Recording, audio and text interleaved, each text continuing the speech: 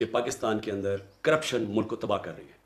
پہلی دفعہ ایک پارٹی کسی نے کرپشن کو ایک مین نیشنل ایجنڈا پہ لے کے آیا. میں ایک پولیٹیکل سائنس میں نے پڑھی تھی یونیورسٹی میں، اس کے علاوہ میں نے برطانیہ میں پروفیشنل کرکٹ کھیلی تھی. تو میں اس نتیجے پہ بہت پہلے پہنچ چکا تھا کہ ایک قوم وسائل کی کمی کی وجہ سے تباہ نہیں ہوتی. قوم کے اوپر آپ بمباری کر دیں، اس کو جنگیں ہو جائیں، اس سے بھی قوم نکلا جاتی ہے. لیکن قوم کرپشن کی وجہ سے تباہ ہو جاتی ہے. اور وہ کیوں ہوتی ہے؟ وہ اس لیے ہوتی ہے. اور کرپشن کس کی؟ دو قسم کی کرپشن. ایک تو نچلا سرکاری نوکر، پٹواری، تھانے دار، ایک تو یہ کرپشن کرتے ہیں، لوگوں کو تنگ ہوتے ہیں اس سے. لیکن جو کرپشن قوموں کو تباہ کرتی ہے وہ جب ملک کا حکمران، پرائم منسٹر، وزیر جب وہ کرپشن شروع کرتے ہیں، وہ قوم مقروض ہو کے تباہ ہو جاتی ہے. اور یہ ساری کہانی ہے. اگر آپ جیسے تیسری دنیا کہتے ہیں، ڈیولپنگ ورلڈ کہتے ہیں، آپ ایک ایک ملک میں چلے جائیں تو وہاں ان کے حکمران وہی کر رہے ہیں جو ہمارے حکمرانوں نے کیا اور تب کر رہے تھے جب میں نے یہ پارٹی بنائی. ملک کا پیسہ چوری کر کے، منی لانڈرنگ کر کے باہر لے کے جا رہے تھے. تو تب میں نے فیصلہ کیا اپنے دوستوں کے ساتھ کہ ہم ایک پارٹی بنائیں گے جس کا نام ہم نے انصاف رکھا، کیونکہ جب انصاف ہوتا ہے تو کرپشن ختم ہوتی ہے. انصاف کا مطلب قانون کی بالادستی. قانون کی بالادستی کا مطلب کہ کمزور اور طاقتور قانون کے سامنے ایک برابر.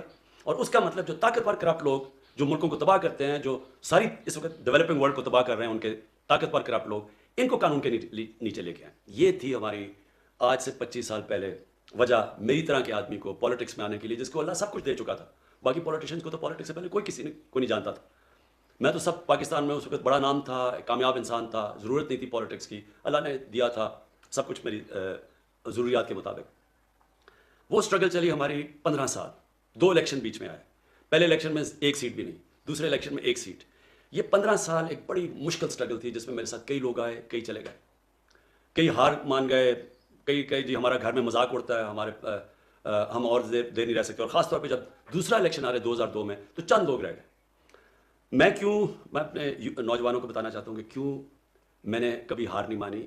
2 وجہ تھی. ایک یہ کہ میں نے کرکٹ کی گراؤنڈوں میں ایک چیز سیکھی تھی کہ جو ہار نہیں مانتا اور آخری گیند تک لڑتا ہے، اس کو ہار بھی ہرا نہیں سکتے. اور یہ بھی میں نے سیکھا تھا کہ جب بھی دنیا میں کوئی کام کروں، کیونکہ میں تب تک 2 کام کر چکا تھا، کرکٹ میں کامیاب ہو چکا تھا اور پھر شوکت خانم ہاسپٹل بنا چکا تھا.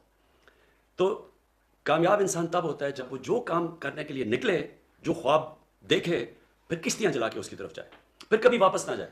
یعنی یا موت اور یا وہ کام ہوگا. تب انسان کے اندر جو صلاحیتیں ہیں، جو اللہ نے اتنی طاقت دی ہے، قوت دی ہے، وہ تب باہر آتی ہیں جب آپ فیصلہ کر لیتے ہیں کہ یہ ایک کام آپ نے کرنا ہے، جو بھی مرضی ہو جائے.